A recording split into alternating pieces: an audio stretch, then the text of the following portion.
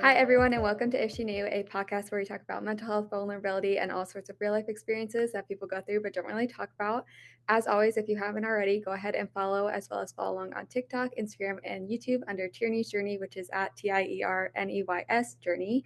Today, I am joined with Heather, who is going to be talking about family trauma and generational cycle trauma breaking. So, if you want to start by just introducing yourself, the type of content you talk about, and where people can find you. So my name's Heather. I live in the vacation destination of the US, which is Iowa. And I basically make content on childhood trauma mainly. It's general mental health, heavily focused on childhood trauma. And right now I'm just on Instagram. Okay. And then do you want to say what your Instagram is? Oh, yeah, it's Heather Marr with three R's. Okay. Yeah. I'll also mention you in the link, but so can you give me like an overview of what your childhood was like? What was your relationship like with your parents, your siblings, all that kind of stuff? So I grew up, we were a military family, and then my parents divorced when I was 8. Okay. And then ever since the divorce, I mean, even a little bit before, it was always a very kind of toxic environment. I was 8 years old and I knew all the adult problems going on, and I should not have known all of that stuff. And my mom basically kind of, I mean, today's day and age, I think it would be considered kidnapping. She basically took my younger brother and I in the night, and we moved to Ohio, and we lived in Mississippi at the time. Wow. And my dad didn't know where we were, didn't know what happened to us, if we were alive, whatever. Super, super fun time that was. And then basically, I just lived with my mother and my younger brother.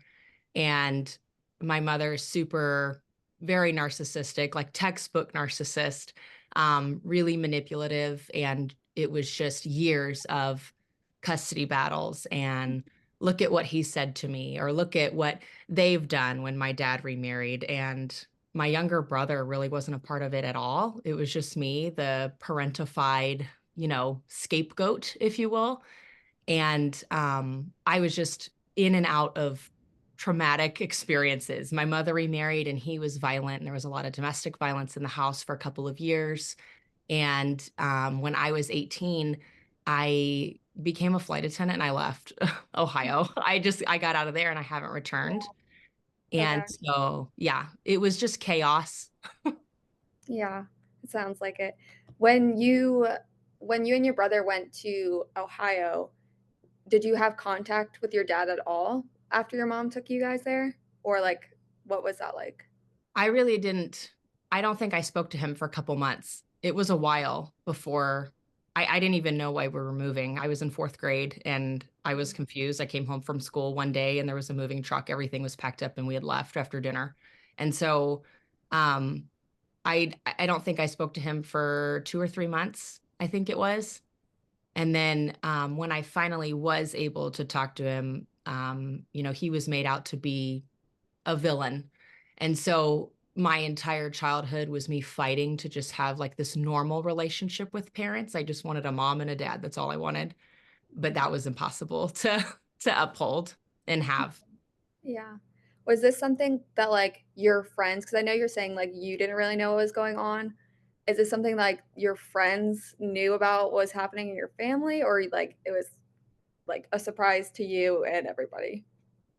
So that's another kind of complexity, is that I don't think I was in the same school district for more than 2 years at a time. We moved a lot. And my freshman year of high school, I went to three high schools my freshman year. Wow. I started at a high school in Ohio. We moved to Illinois for 3 months, and then we went back to Ohio to a different school district. And so I literally graduated high school with probably two or three friends, because high school is really hard to make friends if you're the new kid, like sophomore year, basically. I would talk about my problems. I had a boyfriend in high school and I would tell him about my problems, and they would all just say, we were all kids. They would just do what kids do. Wow, she seems crazy. That was the extent to that conversation. And as far as family, I was kind of isolated. We didn't really have contact with anybody outside of the people I see at school. Um, Besides my mother's parents, who are very similar to her. Mm. So there was no like sympathy there or a trusted adult to talk to because they would always side with her or they were just very kind of toxic themselves and just added to the problem. Yeah. Yeah. So when you were moving to like those different places in high school, was that all with your mom or were you with your dad at all during that? No, it was all with my mom. Okay. And I think I saw throughout my childhood after we left Mississippi, I think I saw my dad 4 times because we had court ordered like summer visitation and we went 3 or 4 times. So I really didn't know my dad very well because I only saw him for 8 weeks a year and it was like every other year, every 3rd year or something. Yeah. Um, but yeah, the whole time it was basically my mother, myself, and then my brother who's 4 years younger than me. Yeah, that's a lot to take on at that age, especially like parentification, like you were talking about. I'm sure there is probably a lot of mediating kind of between like trying to figure out your parents, like who to trust, all that stuff, because that can be really confusing. My parents are also divorced. So I had to do a lot of, oh, well, you need to tell him this because I'm not talking to him about this, da da da da, and all that stuff. And I know that's really complicated as a kid to understand. So Yeah, you're just trying to like peacekeep basically, and you are like the emotional you're like a therapist to the parent in that role, and you're trying to like hear both sides, which is great as an adult because I am great at like separating myself from a situation, hearing both sides, and then making like a logical decision at that point. However, at 8 years old, you don't have that capability, and you're just drinking from a water hose. That's what it felt like. yeah, Yeah. yeah, that's a good way to put it. And I love, like, on your content, you talk a lot about how, people use, like, the excuse of being, "I'm your mother, I'm your father, I'm your grandmother," as a way to, like, force you to give them respect or to have a relationship with them. Is that something that you heard a lot with your setting boundaries with your parents? Yes, all the time. And actually, when I went no contact with my mother, she was actually living with me. And the day that it just blew up, and I'm like, you got to get out of my house. You can't be here anymore. You have to leave. I had called the police because I'm like, maybe they can help me. I don't know. Mm, And 2 officers had come to my apartment I was living in. And the one officer was really great. He's like, I get it. Like, I come from a whack family. Like, I understand. But the female officer, she even came up to me and said, "How could you kick your mom out of your house? This is your mom and it's cold outside." And I was just like, "I'm done with this conversation now. It's not my job to change your mind."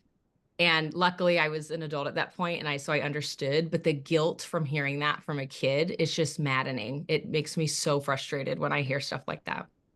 yeah, that's really hard, especially, like, when you're hearing it from people that obviously don't know what your experience is like, what your relationship is like, and they'll never understand that relationship because they're not in it. Yeah. So, yeah, I understand that would be very difficult. You Is it your mom or your dad that you first went no contact with? So it was my mom. Okay, so how old were you when that happened? So it was actually the day after my 24th birthday. Um, I don't know if you wanna hear the story about, like, all how that happened, but, I was a flight attendant. I just got home from a trip. I had a huge minor disagreement that turned into a huge like, a lot of times in chaotic homes, the smallest things will turn into, like, the most delusional, like, hysterical arguments. And so that happened 9 years ago, but I did go kinda no contact with my father about 4 months ago. Okay, so have you like, you haven't heard anything then from your mom in 9 years, or you still hear some things, or Um, she right after because I was 4 months pregnant when all of this happened too. So around the time I had my daughter, she would make fake Facebook accounts because obviously I blocked her and I blocked anybody that was kind of associated with her. And she would make fake accounts and message me and call me a bad mom or I'm going to fail as a mother. I don't deserve a child, whatever. Um, every now and then, because it's been 9 years. So yeah. every now and then I will get random strangers who do not know me. They don't know my situation. And I just had the last contact was probably about a year ago. Some guy who lives in North Carolina. I don't even know if I think it's a real dude. But he's just like, I'm reaching out. Your mom really misses you. And, I've gotten into arguments with my mom too. And I understand, but this is your mother and this is the only mom you're gonna have. Like people will reach out, not knowing anything except the delusional side of reality. And Yeah. so I'm to a point now where it used to infuriate me. I used to get so mad and it would kind of like I would just space out for 3 days. I would be so irate and just, like, fearful, like, "Is she coming over here?" Or, "What's gonna happen?" But now I laugh at it, and I kinda just block the person, and I build my block list on Facebook. I love that. Yeah. So, does she know, like, where you are living and stuff now? Or, like, No. any of okay, good. So, like, she can't just show up out of the blue. No, I mean, if she does, I'll tell her to leave. Yeah. Because I have kids, I do my best. I keep my social media very private when it comes to my kids. 1, I Mhm. don't want my kids all over social media, but 2, I don't post much about them just because if she were to find my social media through a friend or whoever, I don't want Mhm. her knowing my kids' names or where they go to school or where we live because I don't trust her at all. Yeah. Yeah, that's hard. And then what was the reason you went no contact with your dad, if you don't mind sharing? So, I really The last, long story short, the last time I saw my dad, I was 14, and it was at a summer visitation. Every time we went home, my mother would get information out of us that would turn into a huge blow up fight. And then it would really put damage on my relationship with my dad and my stepmom. And so after that summer visitation, we didn't really talk to my dad for a while. And it came to a point where, because I spent my whole childhood fighting, like, just to have a normal relationship, it got to a point where I gave up. I'm like, "I can't do this anymore." Like, I have an eye twitch and I'm 16. I cannot do this. And so I didn't talk to my dad until I was, like 25, almost 26, after I'd ended my relationship with my mother. But he lived across the country from me, so we didn't see him, but every other year, every 3 years or so, when we would go visit him or he'd visit us. So we last visited him over the summer, and, um, the visit was just kinda weird, and there were a lot of things said or a lot of behaviors that kinda brought up a lot of, like, suppressed memories from me as, like, a teenager when I visited him last. Mhm. And I, like, wanted to leave his house after the 2nd day being there. Mm. And so when we got home, a couple of weeks had passed, none of us reached out to each other. And then finally we did, and I just said, "I need to talk about a couple things because we can't continue this relationship unless we get everything out in the open." Mm. And I told him kinda what was bothering me about our visit, and I said, "I really think the 2 of us need to go to therapy. I think it would be beneficial that we go to therapy, talk through things because I can't be in this space for my entire life. Like, I'm in my 30s. I don't wanna be in my 50s and still have all these Mm. insecurities and bad vibes, whatever you wanna call it." And he basically said, "I don't have energy for this. I hope you find peace with your past." And so that was that, and I just said, "Well, that's the answer I needed. I don't need any other answer." Wow. Yeah.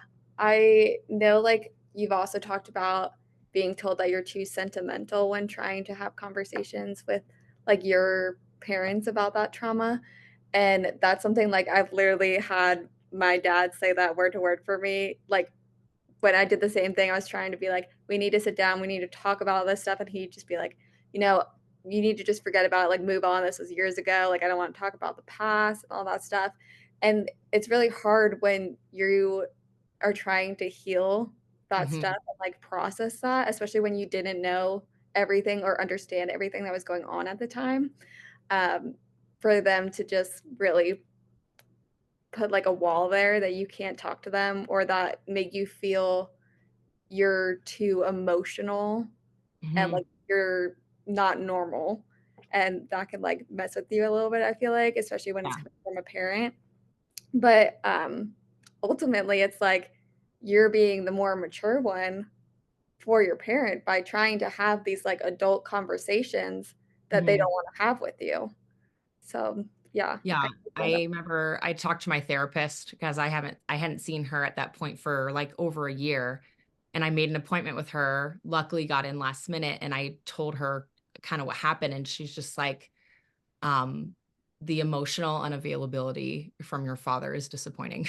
Like, and that's what it boils down to, because I've been told the same. I won't talk about the past, I don't wanna relive it, and I just try to explain, I'm not trying to relive things, I'm trying to get things out so we can heal and move on and have a healthy relationship, because Yeah. we can't have a healthy relationship if there's all this, like, negativity and tension between the 2 of us, and nobody wants to have a relationship where there's just you're not completely comfortable with that person. Yeah. So, if you don't mind talking about, like, when did you start first going to therapy? And, like, what's that experience like for you?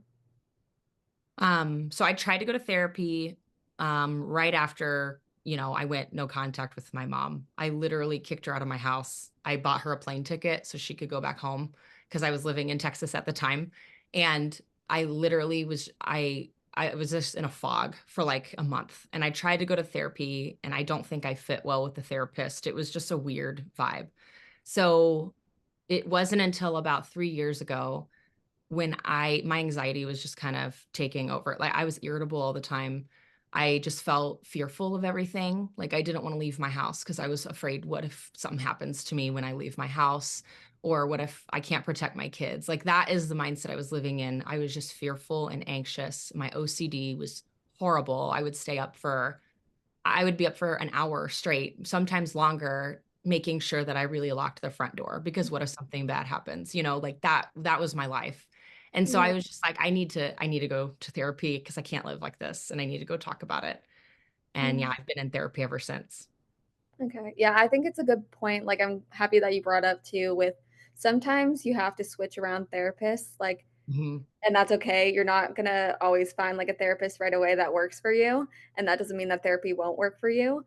Yeah. It's just like a matter of testing out different kinds of therapy and different people. So I'm glad that you brought that up. And I'm also glad that you brought up about OCD because that's something that I feel like is super common with people that have grown up with family trauma, especially, like because I grew up with having OCD, doing things, like, the same way where I was like, "Okay, if I don't tap the wall 4 times before I go to bed, something bad will happen," or, like, as a way to develop control because I felt so powerless in my situation. Yeah. So, is that something that you still feel like you are struggling with today, or have you, like, gotten ways to help with that? I mean, I still struggle with it sometimes. It's not nearly as bad as it was a few years ago. Um, my in therapy, which I think throughout my therapy journey, I got lucky. She's like the 3rd therapist I had tried. And it's just like it took me finding a therapist who really understands childhood trauma. Really, that's what I was searching for, because I'm like, like, most therapists are really great, but a Mhm. lot of them specialize in different things. Some specialize in, like, addiction or childhood trauma, or, people who only have experienced, like, domestic violence. Like, a lot of therapists specialize in stuff. That's what helped me with my therapist.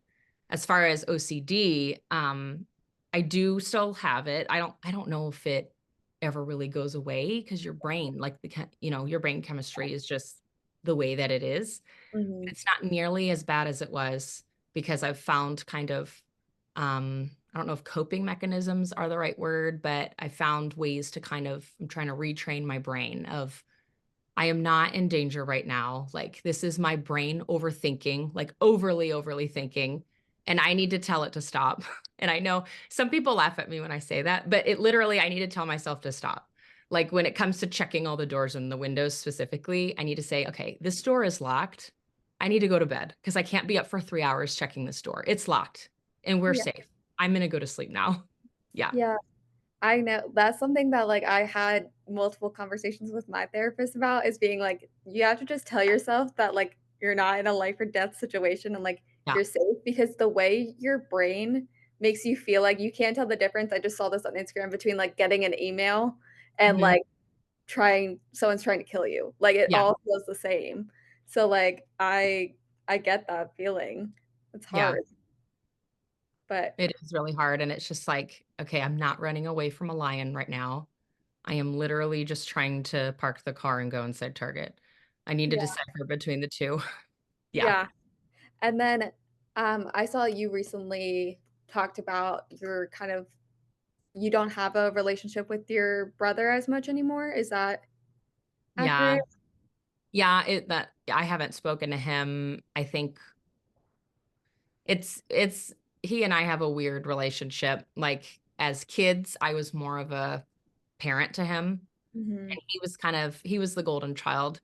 He was the favorite. I was told he was the favorite. Like, that was very clear. And so, I moved out as soon as I could, and he was 4 years younger than me, so he continued to live at home, obviously, and then he went into the military, so he was kind of out on his own doing his thing. When he got out of the military and he went back home, through my when I went into contact with my mother specifically, I remember calling him hysterical, and I'm just like, Mm, "You she is not a safe person. You need to put boundaries with her. Like, this is what's happening right now." And not a care in the world, like, did not care. And so then I'm like, "Okay, maybe my brother, I cannot talk to him about this kind of stuff." And so I really didn't talk to him, but on and off, he would text me every now and then, but it never led to conversation. mm, And about a year, 2 years ago, I tried to call him to talk about just family stuff, and because I thought he was living back home, and I just didn't want him to be in, like, an unsafe place mentally, and, he told me I have too much baggage and I need to get over it, so I'm like, "Alright, well, okay, cool beans." Yeah, I feel like well, one thing, like, it affects everybody differently. You all have different experiences even if you live in the same house. Like, I know when I talk to my siblings, I have 3 other siblings, and we all viewed everything very differently, and, like, it's affect us a lot differently. Like, I feel like I have severe anxiety and, like, all these problems, PTSD, more significantly than some of my other siblings do. But it's like a weird thing of trying to figure out when you're not just like the only child and it's a parent situation, figuring out how that relationship works, not only with your parent, but with your siblings. Because like Yeah, if one of you is still talking to that parent and the other one doesn't want anything to do with them, then like you have to know, okay, does she want me talking about what's going on in her life to this parent and like all these weird little intricacies that makes it really complicated in a relationship that's already complicated. So, yeah. yeah. Yeah, That's it's like what you said is very true. Like, you can live in the same house but have completely different upbringings. And that's exactly what happened with us. And so all of the things that I know, he had no clue about because he was playing video games or just being a kid while I was just being this adult, as a child dealing with all of this stuff. And so, in my experience, just my experience, a lot of times when you have dynamics where you have like the golden children or the golden child, a lot of times they end up still under the thumb of the narcissistic parent. And I think that's what's happening, or they end up like them because that's what they know and they're comfortable with because they're not being abused. They don't have any like aversion to their behaviors or anything. They're just the favorite. So they're right. constantly affirmed that what they're doing is great, and then they live their happy lives. And Yeah. then, yeah, the other kids, we just kinda see things way differently. We have way different perspectives, and the world view is different for us, and so we just it's a very strained thing, and I don't think I would ever trust him, and I don't think he knows of my kids or my kids' names or anything, and I'll just keep it that way just to be safe and all of that. Yeah. Yeah, that's really hard, but it's also I like that you're talking about you kind of have to make your own boundaries for yourself, like what's best for you, what's best for your family, regardless of like having, a blood relationship with someone. Like it's still you have to make those hard decisions to protect yourself. And sometimes people will say, like, oh, how could you not talk to your sibling? How could you not talk to your mother? But it's ultimately the best thing to protect you. So I really love that you talk about this because I think that this is something that a lot of people can relate to and a lot of people don't really talk about. Because I Mhm. know that's like a very common thing for especially the older sibling to be the parent basically to the younger siblings in certain ways and have to hear things from your parents that you shouldn't know about at 8 years old. So, I think that that's super helpful for a lot of people to hear because they might be going through that or have gone through that experience and been like, "Okay, why does everybody else seem like their families are like, don't have this dynamic and, like, it's just me going through this?" Mhm. Yeah, it's really isolating. And from my experience, talking to other people, they feel like they're just something is wrong with them because everyone else seems okay with everything that's going on, but they are the odd one out, that they're the ones standing up to, the behaviors or the words or whatever is happening while everyone else is just being kind of submissive to it. And they're just like, well, this is how our family is, or this is how life is, and this is how it has to be. But then the people who are like, it doesn't have to be this way, they feel like the black sheep in the family, which Yeah. I'm a proud black sheep of my family because I don't want to be like that at all. But it is isolating because you literally, it's like your options are to stay in that toxic dynamic and have frustrations and unhealthy, just unnecessary toxicity, or to just kind of isolate and go out on your own and just figure life out alone. Yeah. A lot of times for a lot of people, that's how it is. Yeah, and that's really hard to I know, like, especially when you're growing up and you have friends that, like, have a healthy family style, like, you look at that sometimes and you're like, "What went wrong for me here?" Like, I know when I would go over my friend's house and I would see, like, their dad hug them when he got home from work, I would be like, "That's weird," because to Yeah. me, that wasn't like I didn't know that that was, like, a thing that happened. So it's just, Mhm. like, interesting how different, like, people are raised and how much that affects you when you're older. But Yeah, I mean I try to bring humor into a lot of situations because I feel like if I don't laugh about it, I'll just cry about it, and I don't need to be crying all the time because that's just not fun. But, I mean, healthy. Okay, crying is okay. Cry yeah, when you need to, but not all the time. Um, and I forgot where I was going with that. it's okay. Oh my gosh, I'm sorry. That's okay. I think that that's also a really common thing. My siblings, we all have, like, a really dark sense of humor, and some Yeah, people are, like, turned off by that, and they're like, "Oh my gosh, how could you say that?" But I'm like, yeah, it's just, like, the way that we learn to cope with, like, mhm, the extreme trauma at such a young age, like, you have to kinda do something to make it a little more lighthearted than, like, yeah, serious to help you get through it, and I yeah. love that. I love your videos because I feel like they're so relatable for a lot of people. Thank you. I remember what I was gonna say now. The reason I try to bring or humor into it, I do that appropriately, obviously. I'm not gonna make a joke if someone's being serious and needing to talk about something, but what's funny is, like, my husband had a great upbringing. His parents are loving, and my in-laws are wonderful people, but my husband will he and his brothers, they'll be telling a story from their childhood, and they'll look at me and they're like, "Isn't that like, wasn't that great?" And I'm like, "No, I never had that." Or I'll just make like a really deadpan joke about it. And I'm Yeah. like, "Oh no, I was abused, so I didn't get that." Everyone will look at me like this. And I'm like, sorry." And I think it's funny, and they understand my sense of humor, so then they start laughing. But it's just like having to have that, like, dark sense of humor to cope. It does help though, in as an adult, you're just like, "Well, yeah, that wasn't for me, but whatever, what are you gonna do?" Just make a joke about it to it Yeah. helps you kinda just, like, take the next step forward and keep moving on. Yeah.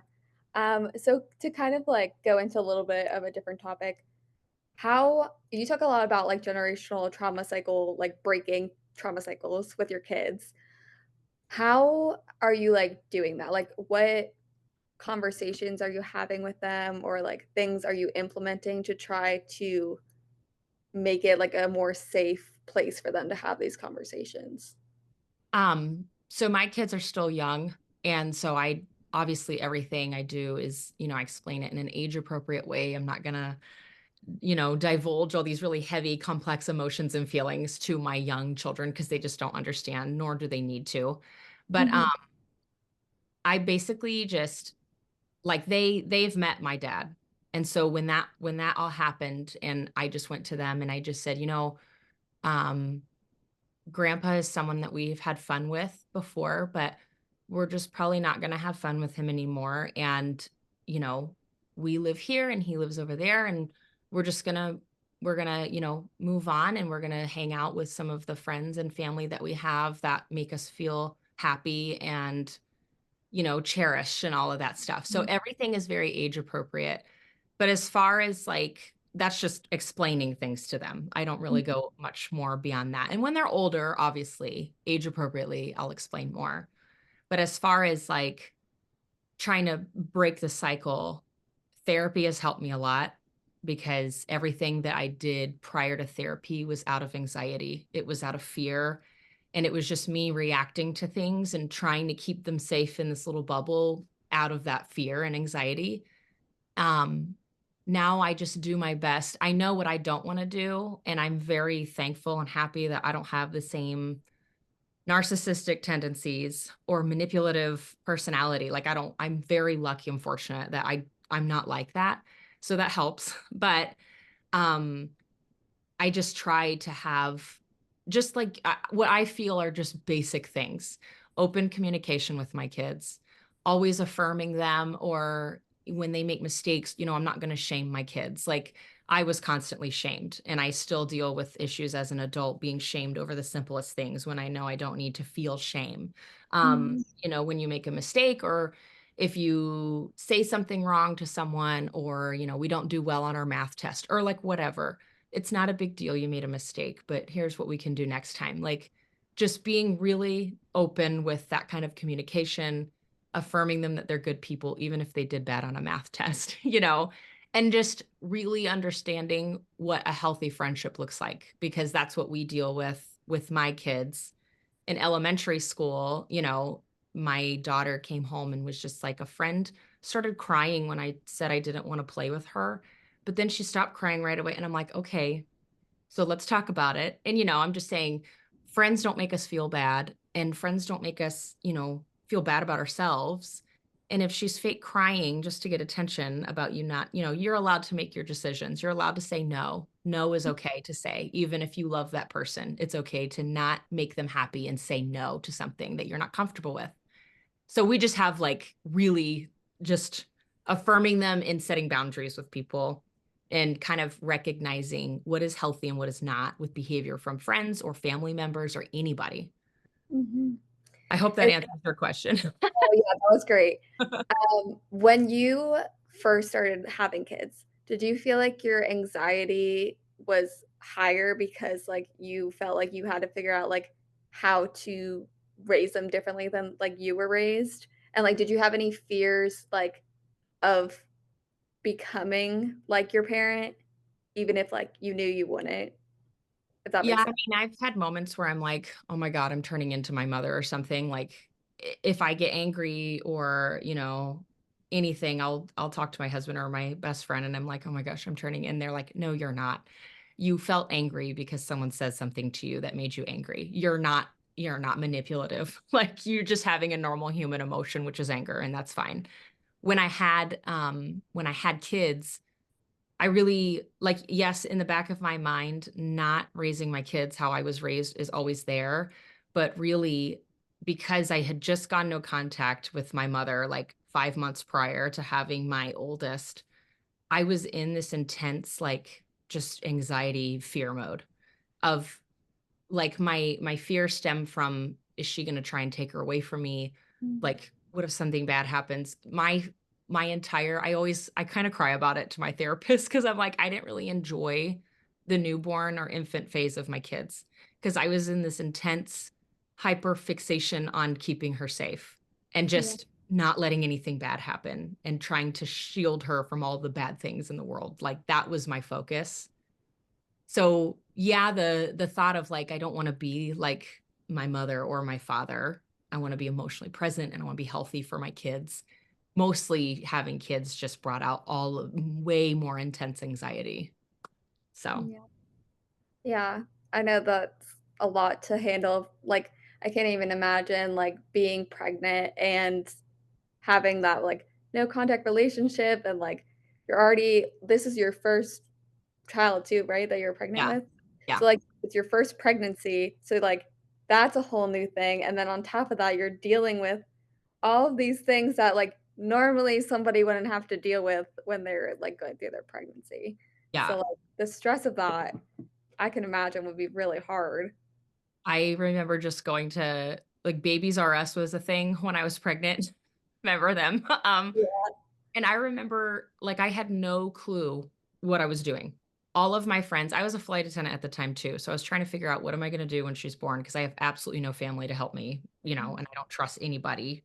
I trusted nobody except my boyfriend, who is my husband now, but I was just like, "I don't even know if I can trust him, like, I don't know if I can trust anybody." I was in this intense, like, survival mode.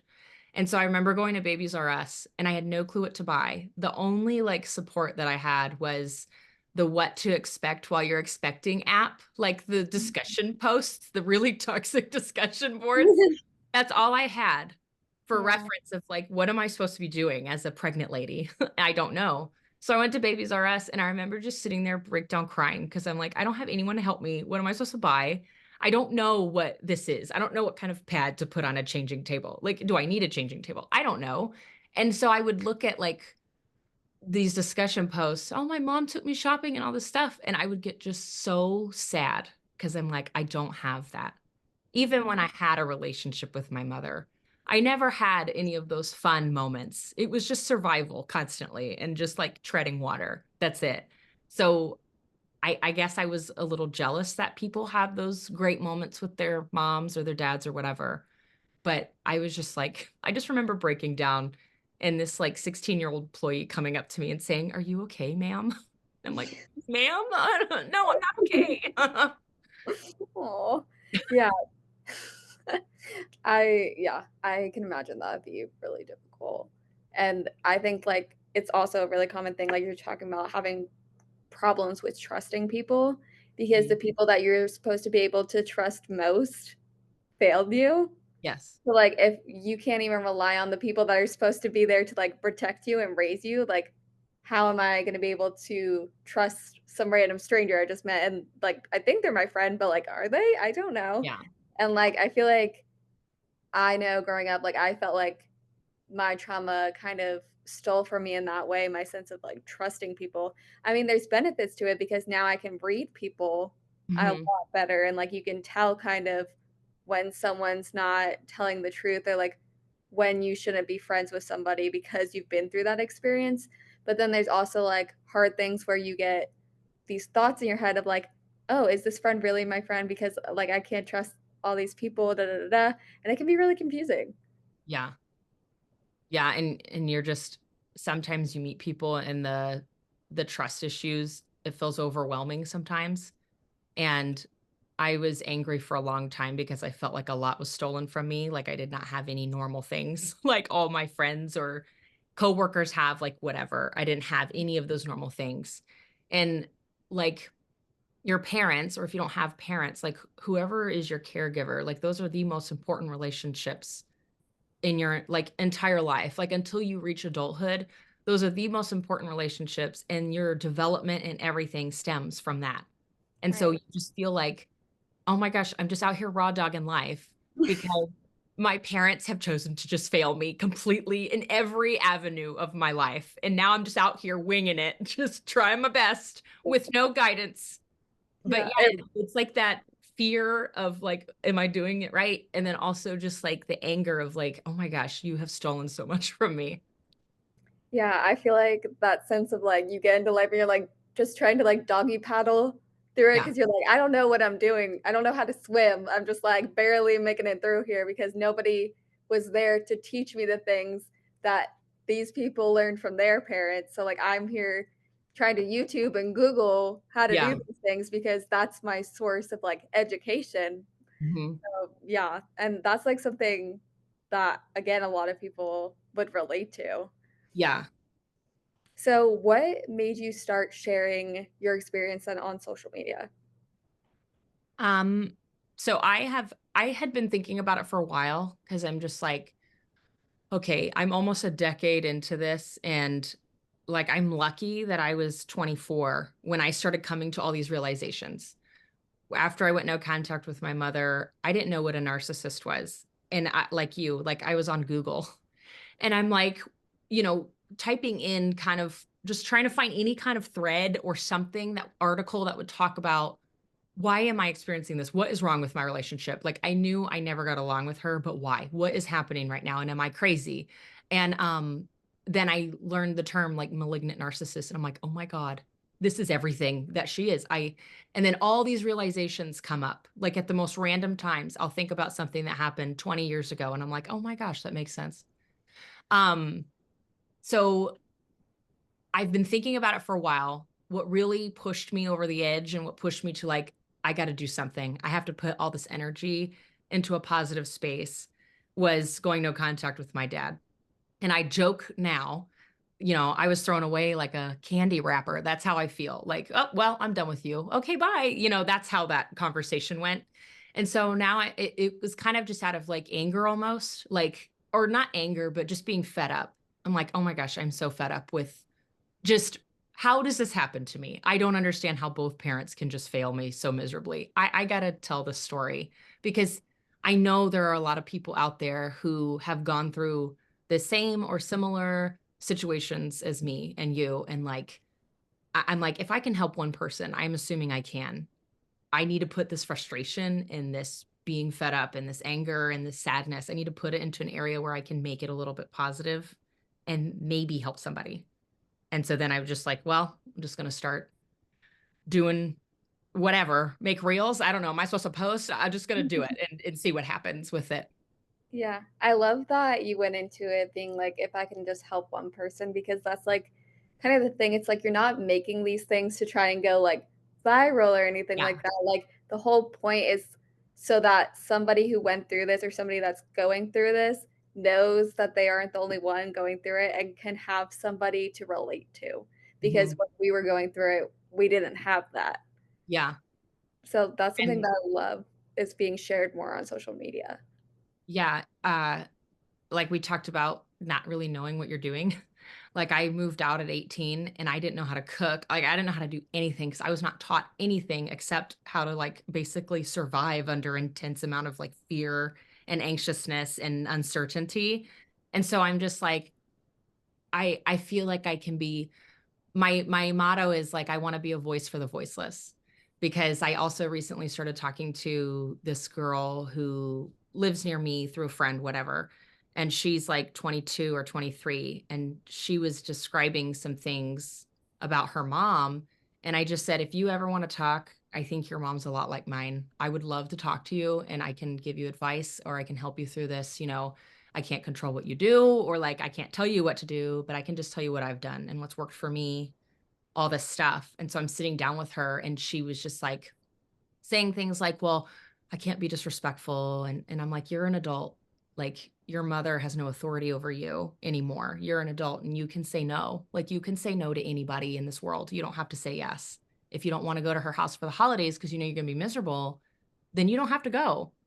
Well, she bought me a plane ticket. Well, to control you because she's telling you you're coming, but you can tell her I'm not going to the airport. And that's that. Like you're not disrespectful for setting boundaries.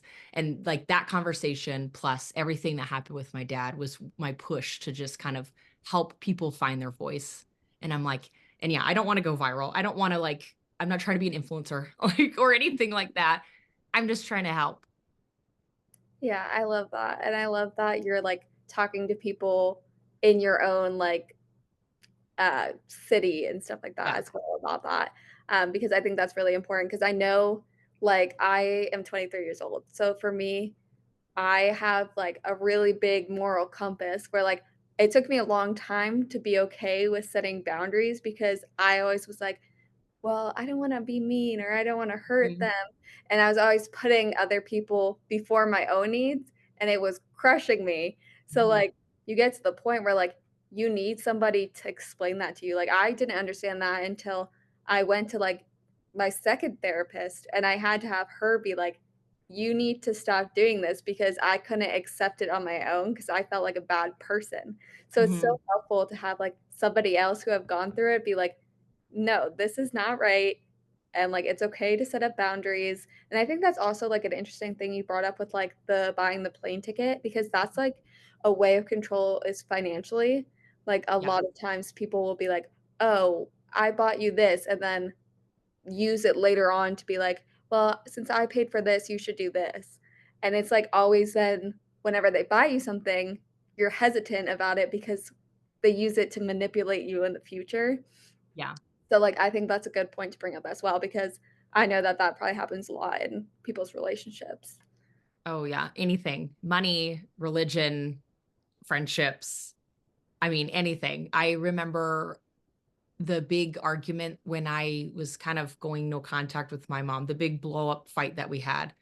I remember her saying it was completely unrelated. And she just said, "Well, I paid your cell phone bill until you were 18." And I'm like, "Are you using a cell phone bill to manipulate me into just succumbing to your, narcissism? What is happening right now? Are you delusional? Yes, but what is happening?" Like anything will be used to control and to manipulate and make you feel guilty. Yeah. And if you were raised in that environment where guilt was a constant and shame were constant emotions that you were made to feel because you were made to feel crazy, you were gaslit all the time. Like, yeah, a cell phone bill is out to manipulate me. Do you think that's going to work? But for some people, it does because it's like, oh, well, I feel bad because you did pay for my cell phone bill while I was a child. Yes, I Yeah. should. I should do whatever you want me to do because you did that. Yeah, and I Yeah. think that's, like, the hard thing too with, like, growing up with trauma is it shapes a lot of your personality and how you react to things. So, like, those things do seem like big deals when you Mhm. go through that because like, I've had the same thing with, like, a cell phone bill, and, like, in reality, it's like, "Okay, I can pay my own cell phone bill Yeah. now." Like, you were my parent, that was your responsibility. Like, Mhm.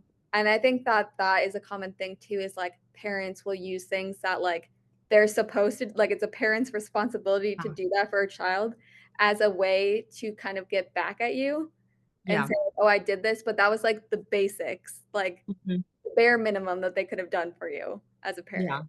Oh, So thank you so much for giving me clothing when I was a child. Wow, you're great. You went above and beyond by providing my basic needs. Thank you. Yeah. yeah, and, I always like to ask people, if you could go back and talk to your past self, what advice would you give her, or, like, what would you wanna tell her? Um, I always I get emotional talking about it because like my oldest is the age where I started she's 8 and I was 8 whenever all the things started crumbling and I would say, like, if I could look at my 8-year-old self, I would tell her, like, "It's gonna be rough, but you're gonna be okay, and you're gonna be healthy, and you're gonna get through this." And if I'm talking to myself as, like, a teenager, I'd say, "This is really rough right now, and it's gonna get even worse, but hold on because, there are happy days ahead. There's light at the end of the tunnel. You're gonna be okay. You're gonna struggle, but that doesn't mean you failed, and you're gonna be fine." And so I would just hold her hand and tell her that she's gonna be okay. Because at the end of the day, setting healthy boundaries, which sometimes that's limited contact, sometimes that's no contact, whatever that looks like for you or anybody, um, you have the authority to set those boundaries and do what you can for you, and you're gonna live a healthy life. So, just encouragement, I guess. Yeah, yeah, that's great, I love that. So I think that's all the questions I have for you, but if you have anything else you wanna add, feel free. Do you have I anything don't on think I do. Okay, I feel so like I just yapped your ear off, though. no, I loved it, it was great, and I know it's gonna be super helpful for a lot of people. So I think that will be it for the podcast, Okay. so go ahead and rate the podcast 5 stars, and go follow Heather on her social media, I will link it wherever I post this. She's awesome, and I think it'll be really helpful for a lot of you guys.